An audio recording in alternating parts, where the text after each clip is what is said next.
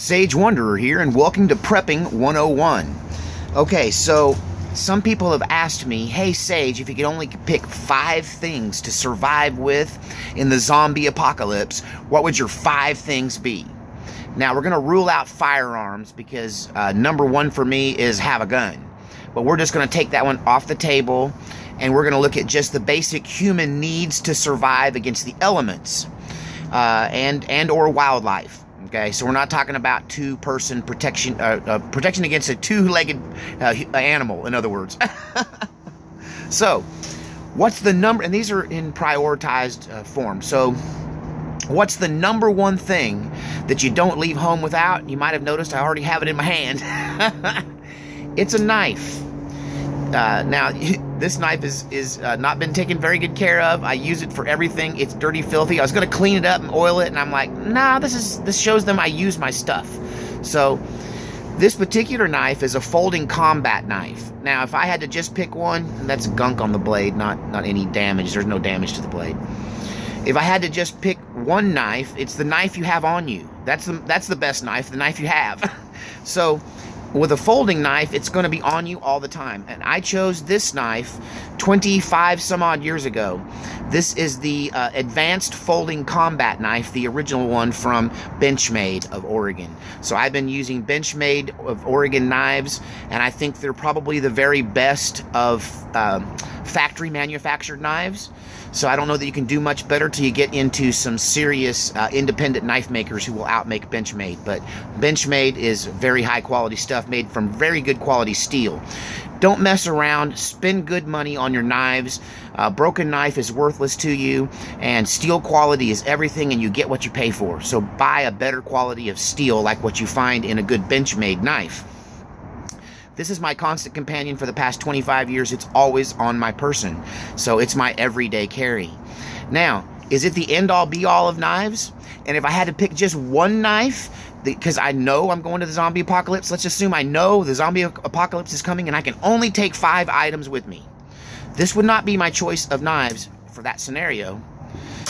You can see something more appropriate might be something like this old buck Pathfinder knife. And so this knife is 20 years old, and this is not the original scabbard for it. It originally came with some cheesy scabbard that I didn't like, and the knife fell out of it. So one day at a flea market, I found this buck USMC custom leather knife scabbard. Now, I want to show you something. This knife is so sharp, and still so sharp after all of these years, and this still looks brand new. This knife has got a lot of use. This knife has been used to process wild game, from big game to small game to fish, and it's been used to make camp. It's been used to open boxes. If I went camping up until recently, this knife was always with me. I think that this is probably on the small side and on the light side for a zombie apocalypse knife, but at $49.99, I think nowadays it's like 59, maybe 60 bucks for a knife like this. It's hard to go wrong, and if you're lucky like me, you can find a good scabbard. But this knife is so sharp, though, it actually cut around the reinforced edge and tried to come out of the scabbard. It just severed that from being sharp, being put in and out. And so that's how razor sharp this knife still is after all of these years and all of this use. What was I going to say? Oh, if it wasn't for this extra reinforced band, the knife would come out. But it's still serviceable because the band keeps it in there straight. And I'm just a little more careful now where that blade is. And I ought to wrap that in some more leather binding just to make it cool and repair it. But it's not going to fall out. It's not going to cut you. It's in there. It's still in there. And I would take that over my folder into the zombie apocalypse. But it's still not the knife I'd choose if I could choose any knife. When I got older, money wasn't an object so much, and lately I was able to upgrade. About a year ago, I upgraded to this Benchmade, another Benchmade knife. You've seen this knife in some of my videos. The scabbard, this is the original scabbard. You can see it's embossed with the Benchmade name. But this knife is really, this scabbard was so bogus. The way that it attached to your belt, it had some weird thing and it stuck way out, and it was made to, I'm sorry, the knife is amazing. It's some of the best steel money can buy, Benchmade knives are amazing. This scabbard, you know, they make folders, so they're still learning on the fixed blade, honestly. But this fixed blade knife is made really well. This is not much different than the buck style knife, but it has some upgraded value. Let's show you the differences here. There's the two knives. I mean, relatively same size for the most part, except this knife is way fatter. It's way deeper than the buck. It's hard to tell, but it sticks out much more. So it's much thicker, so it's heavier. It weighs more. This has a full tang, but you can't really tell whether that tang has been filed down to just a rod through the center that goes all the way to the butt cap. We don't know what's going on in here, but here you can see the tang. And you can see the thickness of this blade going all the way through to the pommel at the end. And so, also this has a place for a lanyard to hook in, and I've become a firm believer in lanyards because I like to keep my knife in my hand and I don't like it being taken away from me. So, or I don't like losing it if I'm chopping something or I'm trying to cut some brush. And we'll see. But I altered this holster for vertical carry by taking the straps, these kind of which are usually used on a holster for inside the waistband on a gun, but I took them and I bolted them right in here into the holes that were available already on this, and turned this into a vertical carry, which is much more solid. It isn't going to fall off. It ain't going anywhere. These things are virtually indestructible, and now I can hang it in my belt where I can just reach like this and draw it almost out from underneath my own stomach. So I know you're not supposed to reach under your stomach. I have a hangover, and not from drinking. Okay, so anyway, yeah, that's the deal on knives. This is my Zombie Apocalypse knife. This is the Benchmade fixed blade, 6 3/4 inch. I forget what this is called, but that shape is hard to deny, and it was designed by Siebert, so it's a Siebert design for Benchmade. You've seen this knife before. I have a love affair with this knife. So if I'm going into Zombie Apocalypse for generations, I can pass this on to my children's children. It'll just keep on going to my great-grandkids. Will still be using this blade. That's how well it's made. Now, so the next choice is, so you got a knife, now what? Well, this goes back to wanting to have the basics for survival. Why do I choose a knife over something else like a water filter or a canteen? Because with a knife, I can make everything I need. I can make a fire, I can make a shelter, I can devise fish traps and feed myself. So a knife is invaluable. It's what separates us from the animal. So my first choice is a good quality knife. Now my second choice might surprise you. My second choice is this. Now, does this count as one item or 4? Because there's 4 items in here, and you can't really get away with that if you're going by the hard rule of 5 items only. So one could assume that the canteen and cover are, let's say that's one item. But when you open up my canteen and take it out, inside the cover here is another item, which actually, if I had to choose, and you wouldn't let me take the whole thing, I would choose this and leave the canteen behind. Why? Because this I can boil water in. It's a canteen cup. Now there's 4 items. You got the canteen, the cover, and then this is a canteen stove underneath here, which you can set down in the coals and set this guy up there, or anything like that up there on it. Actually, it's supposed to nest in there. Wait, let's flip it over. Oh, that's right. Yeah, not crazy about it, but it does work in a pinch. It extends this and keeps it out of the flames. You can set other things sideways on it like that and balance it there. This handle is very useful. I gotta lock it down though. How do I do that? Oh yeah. So when you lock this spring, and this is GI issues, so when you lock this spring handle down, gosh, it's so cold. And this metal stuff does not want to bend when it's this cold. Oh, gosh, that was way harder than it needed to be. Probably need to work with this more often. It's been a while since I used the old canteen cup. But if I had to choose, and you maybe separate this out and not let me have the canteen and the stove and the cover, I'd choose the canteen cup. Because with this, I can boil water. Boiling water is how you make it purified in the wilderness. Now, I won't get into, there's more to just boiling it. You should filter it as well to get bigger particles and heavy metals out as much as you can. But boiling it kills the bacterial and viral things that want to kill you. So those little creatures that want to live inside you, this will kill it if you boil it. So I've got a knife. so I can make a bow drill. And then I've got this so I can take some creek water and boil it. And now I'm drinking water. So my second choice would have to be the canteen cup, or if you let me have all that as one, the canteen system with the cup, the stove, the cover, and the plastic canteen. And if you want to spend some good money on some new stainless steel ones, they got some new ones that are really awesome out there that you can find all over the internet that are coming together in bags with a whole little kit for water purification. Which brings me to water filters. Why not take a water filter? Because I can boil. But if I had to get a sixth item, I'd probably include this water filter from Sawyer, the Sawyer Mini. This gets honorable mention. It almost made the list. But this does more than one thing. This does one thing, this does that, and many, many other things. I can make soup, I can make coffee, I can boil water, I can collect water, and it's all in one handy-dandy little thing. So this has to go with me. So that's my item number 2. So we got a knife and a canteen cup.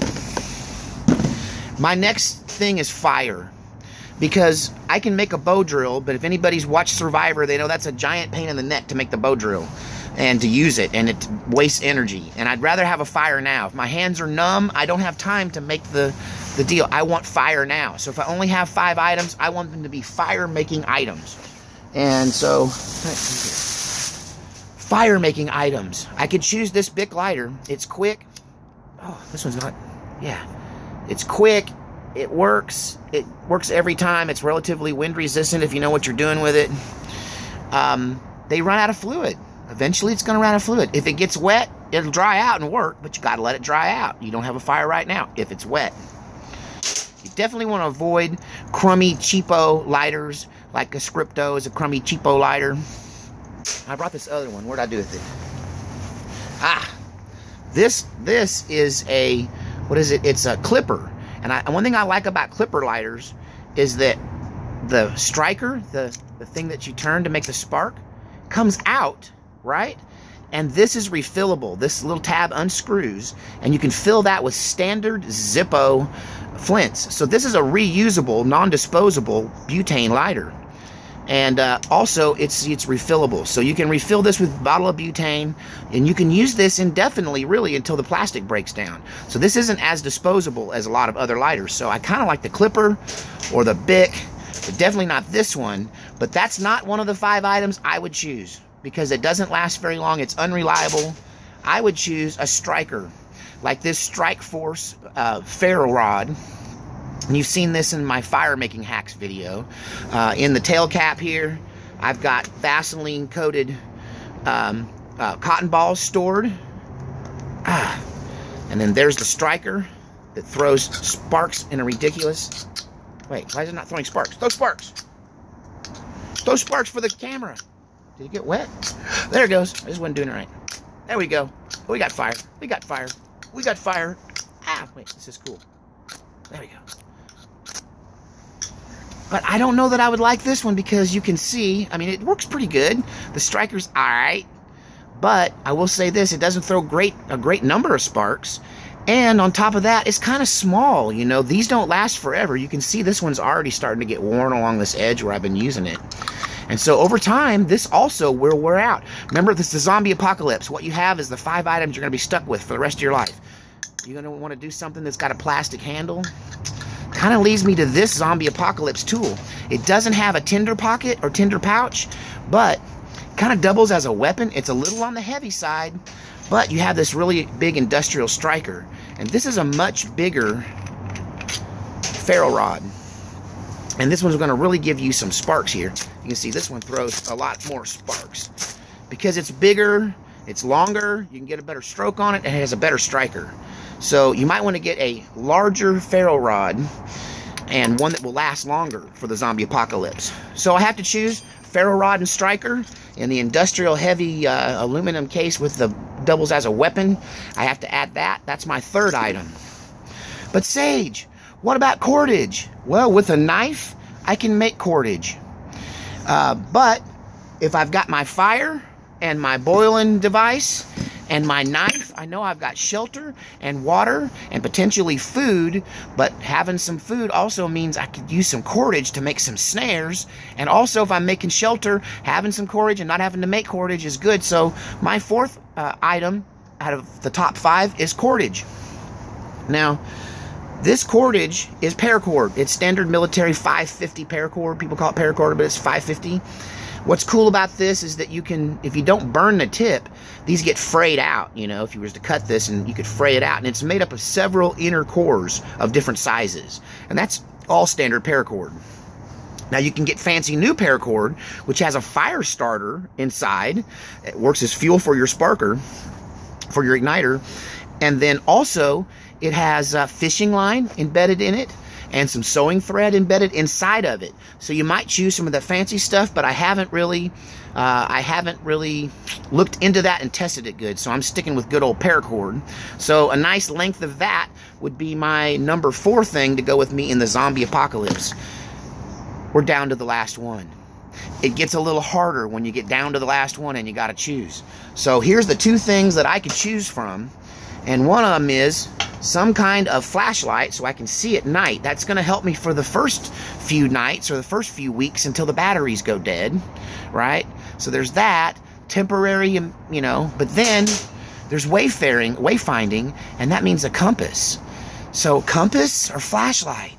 Do I want to make my first few nights comfortable and a little less scary till I can make a torch and make some oil lamps and figure some stuff out? Or do I want a thing so I can figure out where I'm going? That is so hard.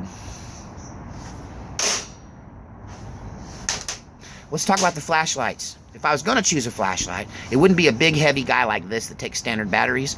It'd be my USB rechargeable Pelican 7100 USB rechargeable flashlight, tactical light. Now this has the ability to go on low, medium, and high, so it doesn't use up the batteries, but I keep it on high because sorry, didn't mean to hurt you. This is also a weapon, so I love my tactical flashlight. Do I really need a compass?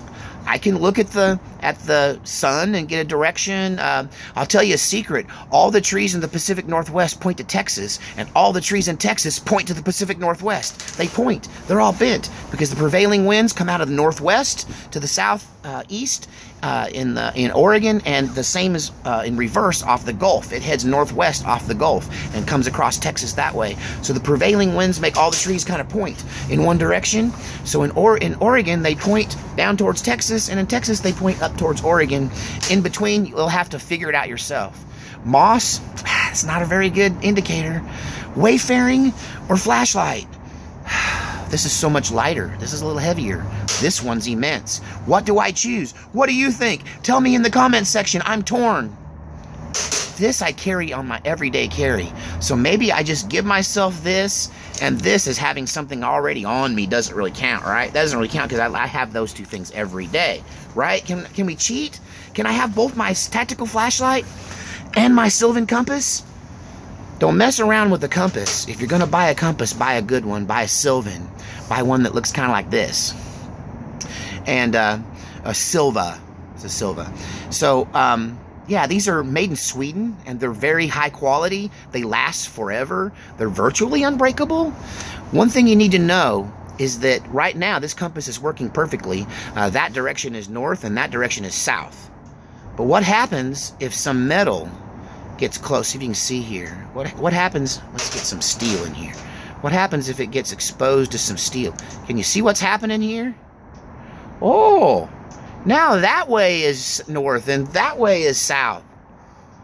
Okay, so be aware of your big belt buckle. Don't hold this next to metal. Metal will change the direction of your compass. Watch it change. You can see it changing. It'll move it.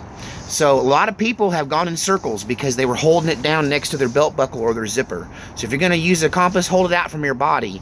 And then also know the declination, the difference between north and magnetic north in your area. So if I had to choose between my... You won't let me have both? Can I just please have both?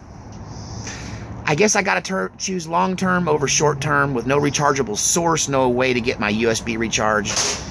I guess the compass wins. Tell me what you think in the comments section below. What are your top 5 minimum? I have a strange cat just come up on the porch here where I was sitting. Hello, kitty. That's weird. Black cat. I don't know.